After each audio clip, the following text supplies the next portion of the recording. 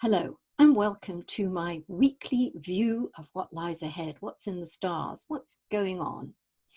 Well, I'm going to be talking about Uranus this week for two very good reasons.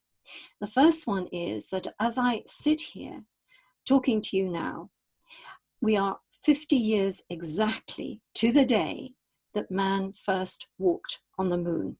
And that is quite an anniversary. One of the most extraordinary moments in 500 years of history, if not more. It's an extraordinary event. And the interesting thing was that at the time that Neil Armstrong placed his feet on the moon, Jupiter and Uranus were in conjunction in the first degree of the sign of Libra. And that's a really unusual event and very, very fitting astrologically. Jupiter being the planet of expansion, of growth, especially in knowledge and also of travel. And Uranus being the great boundary breaker, the awakener, literally taking us into outer space, is an extraordinary moment. And these two planets in conjunction were the signature on that moment. Now, of course, NASA, I'm sure, did not choose that moment for that to happen. But it's very illustrative of astrology in that events at the time coincide or are synchronous with the planets. The signature upon them is absolutely as it should be. Now, the other reason that I'm talking about Uranus is because as we go through next week, the sun is drawing ever closer to an angle, a 90-degree angle to the planet Uranus. That's a very dynamic angle. And as we know, Uranus is a boundary changer. And it also expands our awareness of so many things we didn't know about. We take a large leap with Uranus. It can be very disruptive kind of influence. It can shock us into awareness, but it's always going to take us into new territory. And if we don't go into new territory, our life will never unfold as it should. So in particular, Uranus is focusing on the fixed signs. That means Taurus and Scorpio, Leo and Aquarius, and especially if you have a birthday around the 28th of your month.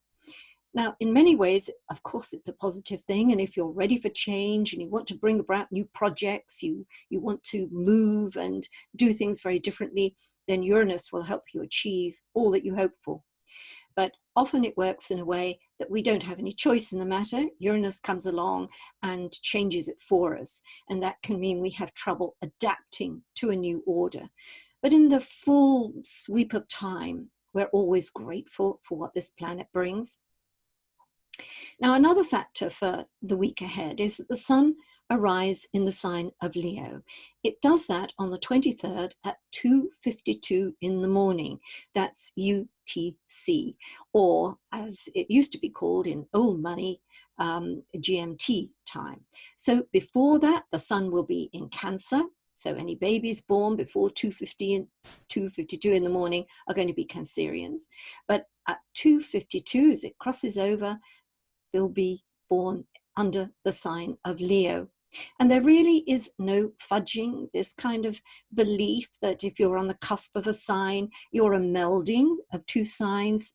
Not a bit of it. At 29 degrees, 59 minutes, 59 seconds, you're one sign, in this case Cancer. And at 0 degrees, 0 minutes, 0 seconds, the next sign, Leo, that's what you are. You're in Leo country.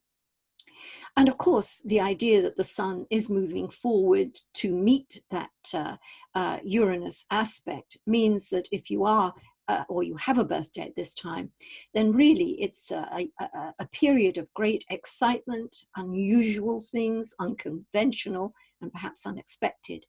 Also, just as a general kind of note, Uranus has a lot to do with technology, a lot to do with, I suppose, modern life, because most of us have iPhones or laptops or washing machines run on computers, so we are in the kind of technology age. And it's very vulnerable to slip-ups, whether that means you press the wrong button or something happened, there was a power surge or a power outage. So that's always worth being aware of so that you're very focused when you're using machinery. So there are other things that are, of course, very applicable to the planet Uranus. And if you want to know in a little bit more detail, how it's going to affect your sign, then go to my website and go to forecasts and you'll find out.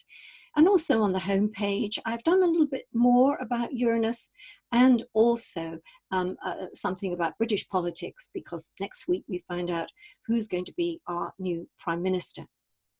Last but not least, events out in the world.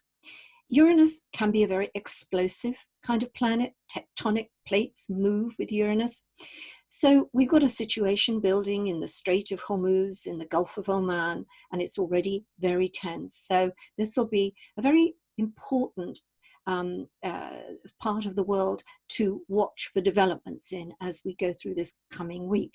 And hopefully our leaders and those who are in discussion about the sensitivity of this area will be able to come to good decisions without any kind of disruption at all.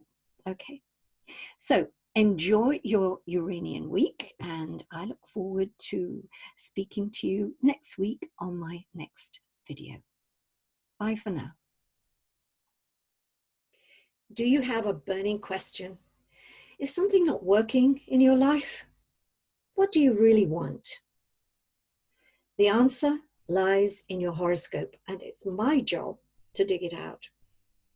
Go to astrolutely.com, click on Ask Penny, and we'll take it from there.